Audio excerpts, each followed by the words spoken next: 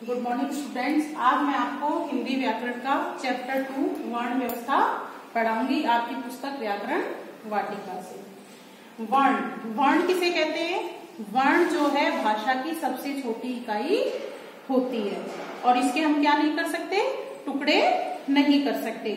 जैसा कि आपने पिछली कक्षाओं में भी इसका अध्ययन किया होगा, तो वर्ण भाषा की सबसे छोटी इकाई होती है और हम इसके टुकड़े नहीं कर सकते। उसके बाद आता है वर्णमाला। वर्णमाला क्या होती है? वर्णों के समूह को क्या कहते हैं? वर्णमाला कहते हैं। उसके बाद है वर्ण कितने प्रकार के होते हैं? वर्ण 2 प्रकार के होते हैं, स्वर और व्यंजन।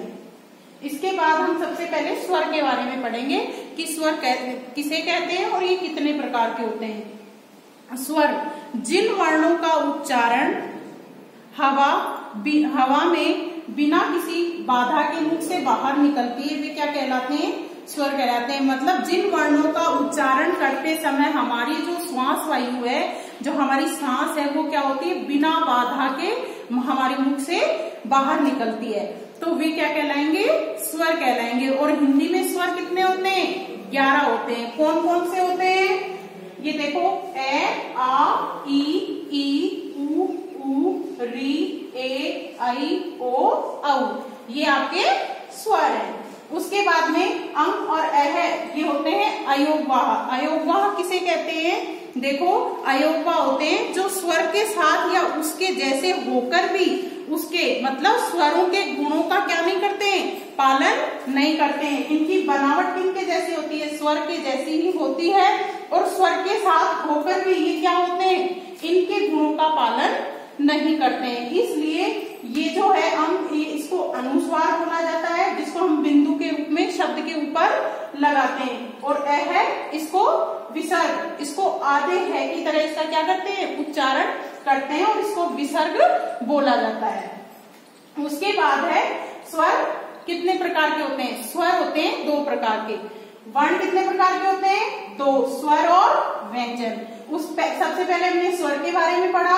अब है स्वर के भेद कि स्वर कितने प्रकार के होते हैं। स्वर 2 प्रकार के होते हैं, ह्रस्व स्वर और दीर्घ स्वर। अब मैं आपको इनके बारे में बताती हूँ। ह्रस्व स्वर क्या होता है? जिन स्वर के उच्चारण में कम समय लगता है, वो जिनको बोलने में बिल्कुल भी समय नहीं लगता, वे क्या होते हैं? ह्रस्व स्वर कहलाते हैं। जैसे ए, ई, उ और री, ये जो 4 होते हैं ये ह्रस्व स्वर होते हैं। और दीर्घ स्वर किसे कहते हैं? जिन स्वर के उच्चारण में ह्रस्व स्वर से दुगुना समय यानी 2 मात्राओं का समय लगता है, जिसे देर तक बोला जाता है, उसे दीर्घ स्वर कहते हैं। जिसमें कम समय लगता है तो ह्रस्व स्वर होता है और जिसमें ज्यादा समय लगता है वो दीर्घ स्वर होता है। दीर्घ स्वर कौन कौन से होते हैं? आ, ई, उ, ए, आई, ओ, औ, ये होते हैं दीर्घ स्वर। उसके बाद में इन सबकी क्या लगती है? व्यंजनों के ऊपर मात्राएं लगती है। स्वरों के चिन्ह रूप भी होते हैं, जिन्हें हम क्या कहते हैं? मात्रा कहते हैं। ए की कोई मात्रा नहीं होती। स्वर जब व्यंजन के साथ प्रयुक्त होता है तो यह अपने मूल रूप में न होकर मात्रा के रूप में क्या होता है? प्रयुक्त होता है। स्वर जो व्यंजन होते हैं वो किसके ऊपर आश्रित होते हैं? स्वर के ऊपर। व्यंजनों का जो निर्माण है वो स्वरों की सहायता से होता है। इसलिए स्वरों को क्या किया जाता है? व्यंजनों के साथ मात्रा के रूप में प्रयुक्त किया जाता है। उसके बाद आते हैं व्यंजन। व्यंजन किसे कहते हैं? तो जिन वर्णों के उच्चारण में हवा मुख के अलग अलग स्थानों को क्या करती है? छूकर निकलती है। जिस प्रकार से स्वर में तो क्या हो रहा था, हम इनका उच्चारण बिना किसी बाधा के, बिना किसी रुकावट के कर रहे थे, लेकिन व्यंजन का उच्चारण करते समय हमारे मुख में हमारी जो श्वास वायु है वो बाधा उत्पन्न करती है। कैसे? हवा जो है हमारी मुख की, वो मुख के अलग अलग स्थानों को छू करके क्या करती है? बाहर निकलती है। और व्यंजन जो है वो कितने प्रकार के होते हैं? व्यंजन 3 प्रकार के होते हैं, स्पर्श व्यंजन, अंतःस्थ व्यंजन और ऊष्म व्यंजन। अब हम इन तीनों को विस्तार से पढ़ेंगे। स्पर्श व्यंजन किसे कहते हैं?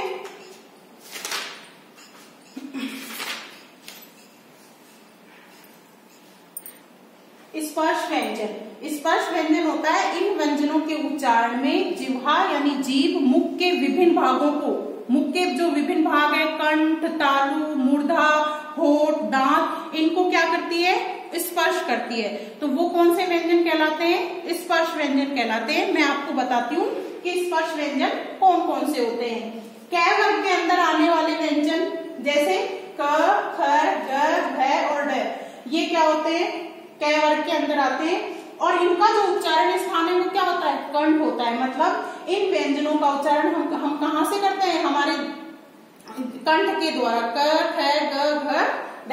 इसी प्रकार से च वर्ग के अंदर आने वाले व्यंजन च, छ, ज, झ, य, इन वर्णों का उच्चारण हम जो हमारे मुख की जो वायु है वो किसको स्पर्श करती है, तालु को।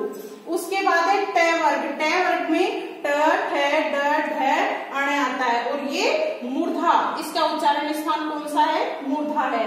त वर्ग में त, थ, द, ध, न और इसका उच्चारण स्थान दंत है। जब हम इनका उच्चारण करते हैं त वर्ग का, तो हमारी जो जिह्वा है वो किसको स्पर्श करती है, दंत को, त, थ, द, ध, न। इसी प्रकार से प वर्ग। प वर्ग के अंदर कौन कौन से व्यंजन आते हैं, प, फ, ब, भ, म और इनका जो उच्चारण स्थान है वो है होठ। जैसे इनका उच्चारण करते समय हमारे जो होठ हैं वो क्या होते हैं, आपस में टकराते हैं, प, फ, ब, भ, म।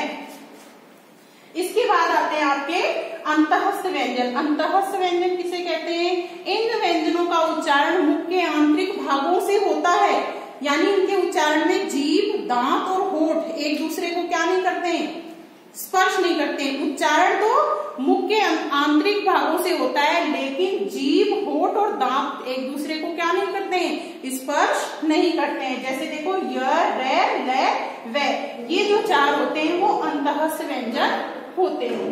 उसके बाद आते हैं आपके ऊष्म व्यंजन। ऊष्म व्यंजन किसे कहते हैं, इन व्यंजनों के उच्चारण में हवा मुख से रगड़क खाकर बाहर निकलती है। रगड़ करके मतलब हवा क्या हो जाती है, गर्म हो जाती है। जब हम इन व्यंजनों का उच्चारण करते हैं तो जो मुख की हमारी हवा है वो गर्म होकर के उष्मा के रूप में बाहर निकलती है। श, स और है, ये चार ऊष्म व्यंजन होते हैं।